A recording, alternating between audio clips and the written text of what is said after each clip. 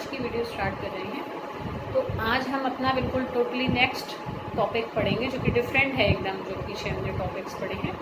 तो that is Rawls law. तो कल डेफिनेशन तो मैंने उसकी बता दी थी, बट आज हम उसको अच्छे से डिटेल में करेंगे। तो देखो बेटा, रॉल्स लॉ, तो रॉल्स लॉ को हम देखेंगे। आई थिंक ये बहुत लाइट है, चलो दूसरा लो। हाँ, तो देखो बच्चों, तो अब हम रॉल्स लॉ की कल हमने डेफिनेशन देखी थी। रॉल्स लॉ क्या कहता है? रॉल्स लॉ ये कहता है कि किसी भी अगर हमारे पास एक सॉल्यूशन है, ठीक है, जिसमें दो कंपोनेंट हैं, एक है ए और एक है बी। ए और बी मिलकर क्या बना रहे हैं? एक सॉल्यूशन बना रहे हैं। अब उसमें देखो बेटा क्या है, ए हम यूज़ करेंगे सॉल्वेंट के लिए और बी यूज़ करेंगे फॉर सॉल्यूट, ठीक है। जनरली हम ऐसे ही यूज़ करते हैं। तो रॉल्स लॉ जब हम करेंगे तो रॉल्स लॉ बेटा हम दो केसेस के लिए करेंगे।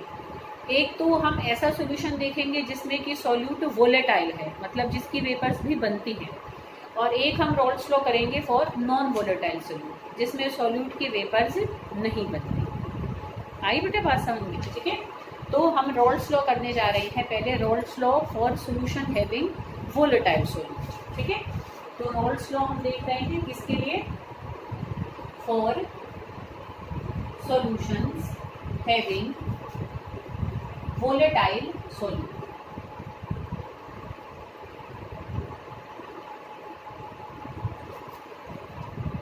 वोलेटाइल समझते हो ना बेटा, जिसकी वेपर्स आसानी से बन जाती हैं, ठीक है। तो रॉल्स लॉ कल हमने डेफिनेशन देखी थी। क्या कहता है रॉल्स लॉ?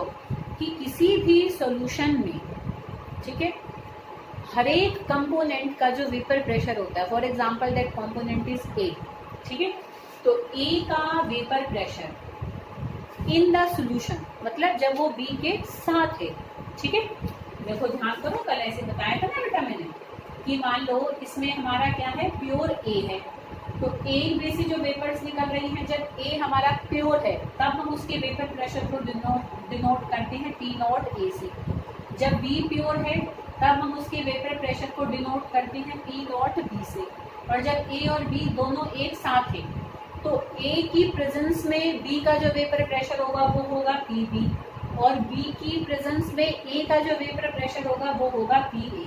मतलब ये ए और बी के वेपर प्रेशर है इन सॉल्यूशन, ठीक है। तो किसी भी कंपोनेंट का वेपर प्रेशर इन सॉल्यूशन बराबर होता है product of its vapour pressure in pure state and it's mole fraction, ठीक है। ए की ही प्योर स्टेट के वेपर प्रेशर और उसके मोल फ्रैक्शन के प्रोडक्ट के बराबर। ऐसे ही पीबी किसके बराबर होता है? PB is equal to P naught B into X B, ठीक है बेटा। इंटू का कोई साइन लगाने की जरूरत नहीं है। कभी कोई सोचे कि ये तो इंटू ही है, ये एक्स है, दिस इज मोल फ्रैक्शन, ठीक है। तो ये हमारा क्या है? Raoult's law according to its definition है, ठीक है। तो अब हम रॉल्स लॉ का एक मैथमेटिकल एक्सप्रेशन निकालेंगे। किसके लिए? एक ऐसे सॉल्यूशन के लिए जिसमें सॉल्यूट कैसा है? वोलेटाइल है, ठीक है। तो अब देखो, अगर वोलेटाइल हमारा सॉल्यूट है तो ए की भी वेपर्स बन रही हैं, बी की भी वेपर्स बन रही हैं। ए का वेपर प्रेशर ऐसे इसके बराबर है, बी का vapour pressure P not B x के बराबर है, ठीक है। तो P किसके बराबर होगा? P बराबर होगा PA प्लस PB, ठीक है। तो अब अगर P हमारा PA प्लस PB के बराबर है, इसको अगर मैं 1 मान लूँ, इस इक्वेशन को अगर मैं 2 मान लूँ और इसको अगर मैं 3 मान लूँ, तो फर्स्ट और सेकंड की वैल्यू हम इसमें पुट कर दें तो क्या हो जाएगा? P is equal to P naught A X A plus P naught B X B, ठीक है। ये हो जाएगा, कोई दिक्कत? अच्छा, अब यहाँ पर तुम देखो, एक बार तुम्हें पहले बताया था बेटा, जब हमने मोल फ्रैक्शन किया था तब मैंने तुम्हें बताया था कि किसी भी सॉल्यूशन में मोल फ्रैक्शन का जो सम होता है, जितने भी उसमें कंपोनेंट्स हैं उस सॉल्यूशन में, जैसे यहाँ ए और बी है, तो ए और बी के मोल फ्रैक्शन का सम किसके बराबर होगा? 1 के बराबर होगा। मतलब उस सॉल्यूशन में जितने भी कंपोनेंट्स हैं सबके मोल फ्रैक्शन का सम 1 के बराबर होता है। तो अगर XA प्लस XB 1 है तो XA हमारा क्या हो जाएगा? XA is equal to 1 minus XB हो जाएगा, ठीक है। ऐसे ही XB बराबर क्या हो जाएगा? 1 माइनस XA हो जाएगा। जाएगा ना। तो हम यहाँ पर एक्स की इस वैल्यू को यहाँ पर एक्स की जगह पुट कर देंगे, ठीक है। तो देखो क्या हो जाएगा, P is equal to P naught A, और एक्स की जगह मैं क्या पुट कर दूंगी, 1 minus X B plus P naught B X B. बताओ कोई दिक्कत। अब देखो इस ब्रैकेट को हम खोल देंगे, तो ब्रैकेट को खोलेंगे तो क्या हो जाएगा, P is equal to P naught A minus P naught A X B और plus P naught B X B, ठीक है। इसको मैं हटा देती हूँ यहाँ से, ये तो हमने पुट कर दिया ना इसको, ठीक है, ताकि कोई कंफ्यूजन ना रह जाए तुम्हें। तो देखो बच्चों, तो यहाँ पर t इज इक्वल टू ये आ गया हमारा, हमने ब्रैकेट खोल दिया। अब देखो इन दोनों में से x भी कॉमन आ जाएगा, ठीक है। तो x भी कॉमन आ जाएगा, तो देखो मैं इस एक्सप्रेशन को यहाँ लिख रही हूँ। देखो इसको हम ऐसे लिख सकते हैं, p इज इक्वल टू, अब देखो बेटा यहाँ पर क्या हो जाएगा, ये p नॉट ए को हम यहीं छोड़ देंगे, ठीक है। अब इन दोनों में से क्या हो रहा है, x भी कॉमन आ रहा है, तो x भी अगर कॉमन आ जाएगा तो यहाँ पर प्लस, और यहाँ पर बेटा क्या हो जाएगा, देखो इन दोनों में से मैं एक्स बी को कॉमन ले रही हूँ, तो P naught B minus P naught B minus P naught ए करके लिख सकते हैं, और एक्स बी, समझ रहे हो, इन दो में से एक्स बी को कॉमन ले लिया मैंने, पी नॉट बी को पहले लिख लिया, पी नॉट ए क्या दी, क्योंकि माइनस का साइन था इसको मैंने पीछे लिख दिया, ठीक है, कोई दिक्कत तो नहीं है ना। तो ये हमारा देखो एक जो टर्म बनी है, इसको मैं थोड़ा सा और घुमा के लिख रही हूँ, मैं इसको आगे लिख दूँ और इसको पीछे लिख दूँ, उसमें भी कोई दिक्कत नहीं है भाई। मैंने a प्लस बी लिखा, मैं b प्लस ए लिख दूँ, है ना, क्या फर्क पड़ता है। तो p इज इक्वल टू, यहाँ पर क्या हो जाएगा हमारा बेटा, देखो p इज इक्वल टू, इसको मैंने आगे लिखा, p naught b minus P naught ए इंटू, ये क्या है, यहाँ से x भी कॉमन लिया था ना, प्लस पी नॉट ए। तो देखो ये एक इक्वेशन बनी,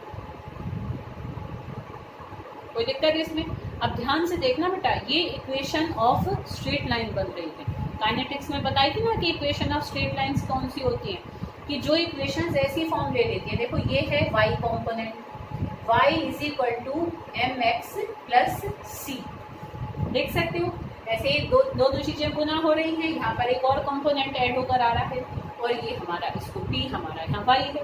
तो जो y और x पर हमारी वैल्यूज आ रही हैं, जो एक तरीके से हमारे y और x पर जो प्रॉपर्टीज आ रही हैं, अगर हम उनके बीच में ग्राफ प्लॉट करेंगे, y पर क्या आ रहा है, p total vapour pressure, P A plus P B का सम, ठीक है, टोटल वेपर प्रेशर, और यहाँ पर ये x पर क्या आ रहा है, X B mole fraction of solute, ठीक है। तो p और xp के बीच में अगर मैं ग्राफ प्लॉट करूं, तो there must come a straight line if this equation is correct. अगर ये इक्वेशन सही है तो हमें एक स्ट्रेट लाइन ग्राफ मिलना चाहिए, ठीक है। किस किस के बीच में ग्राफ प्लॉट करने से, जो y पर आ रहा है और जो x पर कंपोनेंट आ रहा है, उन दोनों के बीच में ग्राफ प्लॉट करने से, if we get the straight line curve, then this equation is correct, ठीक है। अच्छा, सेम ऐसी इक्वेशन हम बना सकते हैं, ध्यान से देखना बेटा, उसको मैं ऐसे दोबारा से करूंगी नहीं, तुम उसको खुद भी करके देख सकते हो, ऐसे उसमें घबराना मत। कविता बेटा तुम थोड़ा मैथमेटिकल में घबरा जाते हो, तो घबराने की जरूरत नहीं है, करके देखना, हो जाएगा, बहुत अच्छे से कर लोगे, तुम बहुत मेहनती लड़की हो, ठीक है, बिल्कुल परेशान मत होना। देखो बेटा ऐसे करना, देखो यहाँ पर जैसे मैंने एक्स ए की जगह 1 माइनस एक्स बी रखा है, ठीक है, ऐसे ही अगर एक्स बी की जगह मैं 1 माइनस एक्स ए रख दूँ, तो बस ये सारी चीजें हमारी चेंज होती जाएंगी। बस जैसे यहाँ पर हमने इसका ब्रैकेट खोला है, वहां हम इसका ब्रैकेट खोलते हैं, ठीक है। तुम करके देख सकते हो अपने आप को, मतलब खूब अप्लाई करके। नहीं तो अगर इन केस जैसे भाई नहीं करना है या टाइम नहीं है, तो भी बड़ा एक शॉर्ट मेथड है कि हमने इस इक्वेशन को तो निकाला है मोल फ्रैक्शन ऑफ सॉल्यूट के टर्म में, ऐसे ही अगर मैं यहाँ पर एक्स बी की जगह 1 माइनस एक्स ए रख दूँ, तो हम इक्वेशन को निकाल सकते हैं in terms of mole fraction of solvent. मतलब कि ये वाली जो इक्वेशन ऑफ स्ट्रेट लाइन हमें मिली है, हम मोल फ्रैक्शन ऑफ सॉल्यूट की टर्म में भी निकाल सकते हैं, मोल फ्रैक्शन ऑफ सॉल्वेंट की टर्म में भी निकाल सकते हैं, ठीक है। तो सॉल्वेंट की टर्म में जब निकालेंगे तो बस यहाँ एक्स बी की जगह 1 माइनस एक्स से पुट करके करेंगे, सारी ही वैल्यूज क्या है, बस ए और बी चेंज हो जाएंगे, सेम ऐसी ही इक्वेशन आएगी। ठीक है, बेशक नहीं करके देखना चाहो तब भी कोई ऐसी दिक्कत नहीं है, बस जहाँ बी है वहाँ ए कर देना, जहाँ ए है वहाँ बी कर देना, वो ही निकल कर आती है अगर मैं यहाँ पर एक्स बी की जगह 1 माइनस एक्स से पुट करूँ। ठीक है, तो यहाँ पर क्या हो जाएगा, पी नॉट ए हो जाएगा, यहाँ पर ए की जगह क्या हो जाएगा, बी हो जाएगा, यहाँ पर एक्स बी की जगह क्या हो जाएगा, एक्स ए हो जाएगा, और प्लस पी नॉट बी हो जाएगा। तो सेम वही इक्वेशन निकल कर आएगी बेटा। ठीक है, तो देखो हमारे पास 2 इक्वेशन ऑफ स्ट्रेट लाइन निकल कर आती है, एक जिसमें हम टोटल प्रेशर के अगेंस्ट ग्राफ, मतलब टोटल प्रेशर को अगर वाई एक्सिस पर रखें और ग्राफ प्लॉट करें हम मोल फ्रैक्शन ऑफ सॉल्यूट के साथ, ऐसे ही टोटल प्रेशर का अगर हम ग्राफ प्लॉट करें मोल फ्रैक्शन ऑफ सॉल्वेंट के साथ। ठीक है, तो दोनों ही हमें कैसे मिलने चाहिए, स्ट्रेट लाइन कर्व मिलने चाहिए if this equation is correct. ठीक है बेटा, तो हम इस इक्वेशन की वैलिडिटी को, इसकी एक तरीके से सत्यता को, है ना, कि भाई कितनी सही है, इसको हम टेस्ट कर सकते हैं बाय प्लॉटिंग अ ग्राफ। तो अब हम ग्राफिकली अब हम इस रॉल्स लॉ को समझेंगे for solutions having volatile solutes. ठीक है, तो that we will do in next video.